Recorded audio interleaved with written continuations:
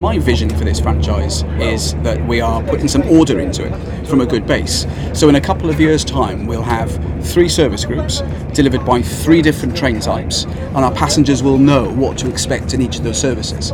So we're reintroducing 3 EMR brands, one intercity that we're on now, so that'll be the long distance services operated in due course by bimodal electric trains.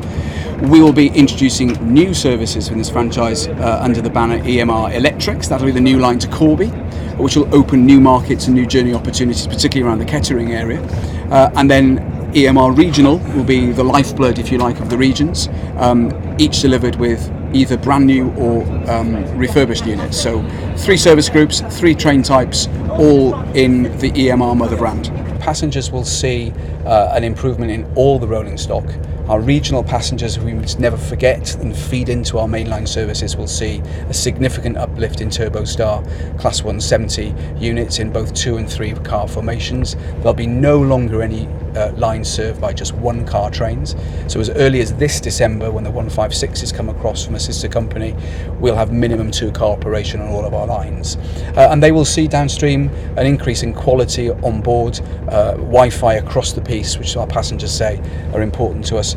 And lastly, I'd say timetable improvements coming down line will mean that there'll be better weekend, late and early morning services as well. So the Corby fleet will be serviced by Siemens Class 360 electric units. They're going to have a bit of work done to them from an engineering point of view to ensure that they can run at 110 miles an hour, which will make the journeys faster. And they'll be refurbished to a high standard as well.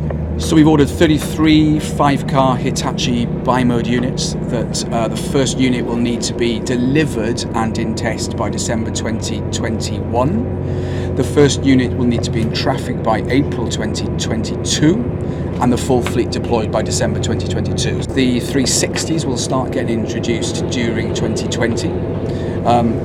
Having had an engineering and a refresh, and the 170s actually start coming in mid-2020, so that we uplift the regional fleet pretty quickly. So it's a bit of a phased approach, but we will get down to 3 bespoke fleets for the franchise for the markets that we serve. There will be some short-term fixes. The department's been pretty pragmatic on that, I've got to say. We probably will retain 1 or 2 small fleets of 153 to give us some flexibility before the 2 and 3 car formation 170s join us. They won't be running on their own, they'll be bolted to PRM compliant 156s. There'll be an interim Class 180 fleet coming to join us as well to allow us to cascade and retire some HSTs. East Midlands Trains and now East Midlands Railway and the department will ensure we have the appropriate solution in place to retire their HSTs properly in 2020. I think the main promises are to really put the front end of the investment onto the Midland Main Line. You know, that's been badly needed for quite a lot of years. So in terms of the tracks, the infrastructure, of course, that works well advanced. Government Network Rail, £1.5 billion of investment into the tracks. But of course, in the end, what the passengers and rail users want to see is the front end, the trains, the stations, the facilities, and that's what our job is. Our job is over the next 8 years to put all of those in place such that the passenger experience is transformed. And in the main, that means, you know, a huge uplift in capacity, faster journey times, obviously new trains, which is what everybody wants to see. They take a couple of years to build. You know, we all want to see them immediately, but there's plenty of things to be getting on with to sort of modernise this great railway. We've got a very long-term approach to our presence in the railways, you know, and we're lucky enough now to be looking after 5 different train operating companies, this being the 5th, so we're very, very proud of that. We've got a fantastic owner behind us, a 160-year-old railway company. That helps, doesn't it, because they understand and they know that railways are a long-run planning business. They take a long-term approach.